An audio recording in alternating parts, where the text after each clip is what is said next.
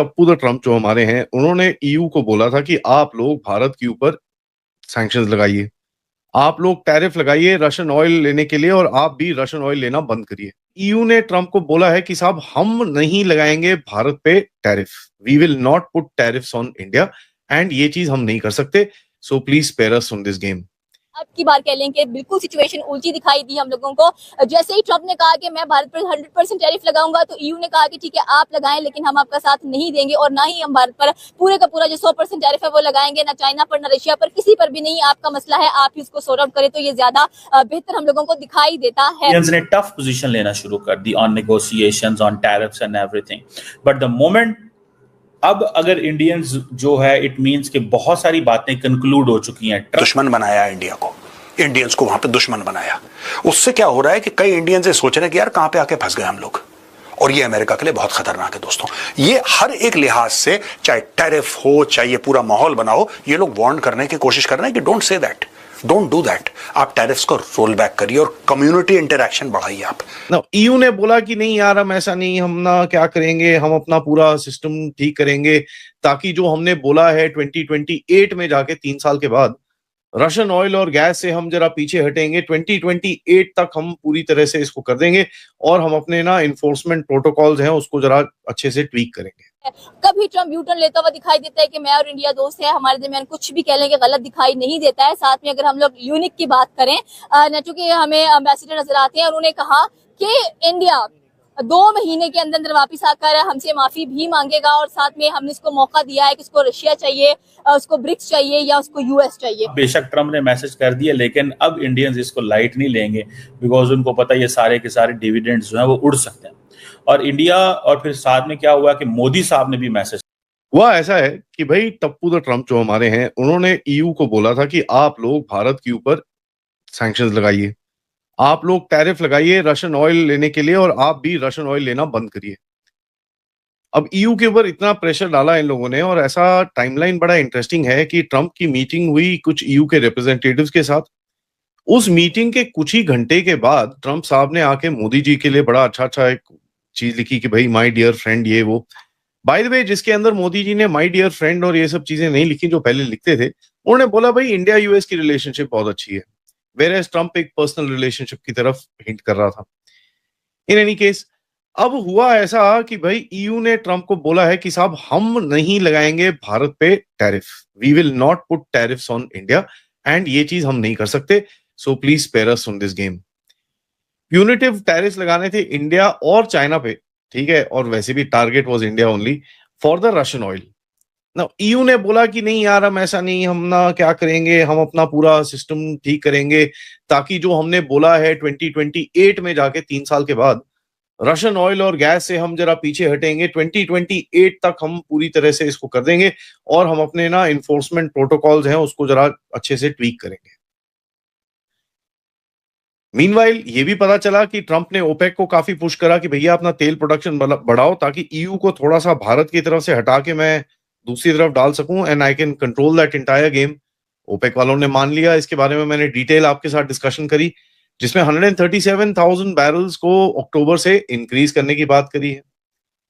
तो कहीं ना कहीं कोशिश ट्रम्प की काफी है, लेकिन वो सक्सेसफुल नहीं हुई। नाउ देखिए ऐसा है, ऑयल फ्लो का अगर आप गेम देखिए, यहां पर मैंने बार बार मेंशन करा है कि इंडिया ने कम से कम नहीं तो 2 मिलियन बैरल के करीब में average per month per day आपने उठाया है, ठीक है। उसके बाद आपने वही चीज डीजल में, जेट इंजन फ्यूल में, पेट्रोल में आपने मार्केट रेट्स के ऊपर बेचा है यूरोप को और यूक्रेन को भी। बाय द वे, यूक्रेन की लोकल कैपेसिटी के ऊपर जब अटैक्स हुए तो यूक्रेन के पास कोई ऑप्शन बचा नहीं था। यूरोप का जो अभी इस टाइम पे कंजम्पशन है एक्चुअली बढ़ा है, it's not come down as what everybody was saying, but it is actually gone up. और यूक्रेन का कंजम्पशन अगर आप देखें तो कई लोग तो बोलते हैं 15.1 15.2% के करीब में था, अब वो उठ के जाके 17% पे जाने वाला है। नेट और नेट अगर इसको आप देखें, जो ईयू का जो ईयू G7 जो भी बोल लीजिए, इन लोगों ने जो प्राइस कैप लगाया था रशियन ऑयल के ऊपर, उसमें हुआ क्या? रशियन ऑयल की प्राइस कैप मतलब उसमें प्राइसिंग पे कैप लगा, लेकिन क्वांटिटी कम नहीं हुई, quantity got more, and India के थ्रू डायरेक्ट होके काफी सारा जा चुका है। आपको ये जान के बड़ी हैरानी होगी, जो यूक्रेन पे तेल जाता है वो डैन्यूब टर्की की जो पाइपलाइन है, जो रूट है, वहां से जाता है यूक्रेन की तरफ। So Turkey is helping Bharat to sell Russian oil into Ukraine. That's a mouthful in itself, but in any case now देखिए ईयू ने मेन रीजंस क्या है। एक तो देखिए यार, they don't want to get into a tariff war with India, they just don't want to do it. Tariff sanctions और जो इनके यूरोपियन यूनियन की ब्यूरोक्रेसी है, उसमें होता क्या है कि ये टैरिफ्स नहीं लगा सकते किसी के ऊपर, क्योंकि इसके अंदर डब्ल्यूटीओ की पूरी इन्वेस्टिगेशंस होनी चाहिए, वो पूरा पेपर वर्क खत्म करने के बाद ये लगा सकते हैं। And they are also worried कि अगर इंडिया ने रिटेलिएट कर दिया तो क्या होगा। ट्रम्प की एक और बड़ी बेवकूफी हम लोगों को दिखाई देती है। पहले कह लें कि 25% टैरिफ लगाया, फिर और 25% ऐड करके 50% टैरिफ कर दिया, फिर 50 से 100% टैरिफ की बातें करते हुए दिखाई देते हैं। और स्पेशली अगर देखा जाए तो साथ में ईयू ने इनका बड़ा अच्छे तरीके से साथ दिया था कि यूरोपियन यूनियन की बात की जाए तो पहले जो नायरा रिफाइनरी थी इंडिया की, उसके सैंक्शन लगा दी कि हम इसका जो ऑयल है वो अपने मुल्क में बिल्कुल भी बर्दाश्त नहीं करेंगे, और अगर ये आएगा तो हम इस पर इतने भारी भरकम सैंक्शंस लगाएंगे कि इंडिया भी हैरान रह जाएगा। लेकिन अब की बार कह लें कि बिल्कुल सिचुएशन उल्टी दिखाई दी हम लोगों को।